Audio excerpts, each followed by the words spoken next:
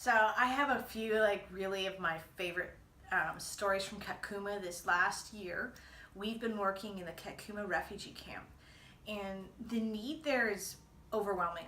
The first time I kind of went on the spy out the land thing, I came back demoralized. It's just there's too many. Like I mean, just desperate lives. You're like, this is a hellhole. And the second time I came back, you're kind of just in limbo and you begin to go, there's life here. There's people, they have hopes and dreams here in this camp.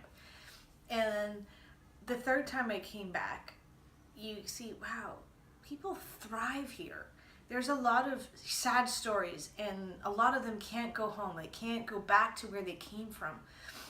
So I just want to like zoom in on the thrive. So there's this grandmother. Her name is Safi. She had the coolest weave, like it was the awesomest hairdo ever. I think she's from the Congo. But she was like the ringleader in our sales training things. She's just like a sponge, taking it, spinning it, and making her own. So anyway, we were discussing about, okay, who's your customer and how can we get past just your small circle of people. And so they are populating all these ideas, and she's like, we need to do a drama. I'm like, okay, grandma, let's do a drama. And so we kind of planned, okay, when we come back tomorrow, we're gonna work on this thing. And so I came, kind of in my head mentally thinking of how the day would go. And Safi, the grandma, she had ringleaned 6 other cast members, and she's like, I just want to show you what we kind of already worked on. And so her and this lady went to the front with 2 plastic chairs, and I was kind of fumbling with my phone going, not expecting much. This awesome play, and then like there was people planted in the audience, and there was people popping up, and it was like full on drama, and I'm like, oh my goodness. And well, my phone was full, I couldn't capture it. But it humbled me because, okay, I brought them together, they populated the ideas, and then they did it, and they did it with excellence, and it was engaging, it was gripping, and she was able in like 5 minutes to totally, take a crowd and bring the message. And yeah, I didn't speak her language, it was all her. And that's like the kind of exciting story. And I came back and I'm like, okay, wow, they got this cool drama. Like, okay, how can I help them get this?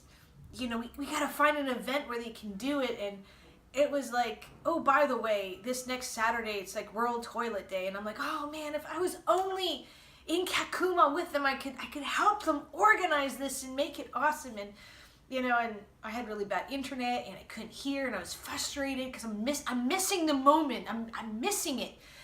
And then, the next day the word comes back, yeah, 23 of us showed up. They had a crowd, and they were exchanging phone numbers and exciting people that they didn't know about sanitary protection. And I wasn't involved at all. And I think that was the kind of cool part, that it's tools. It's not handouts.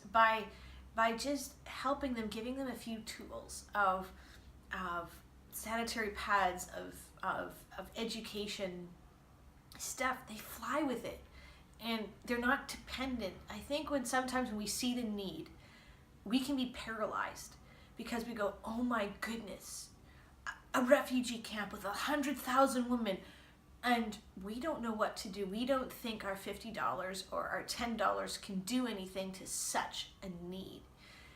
But those gifts help get us there, and they help us to offer some of the tools for training. And then grandmothers like Safi, they take it and they run with it, and they go so much further than anything that I could have planned or organized or helped.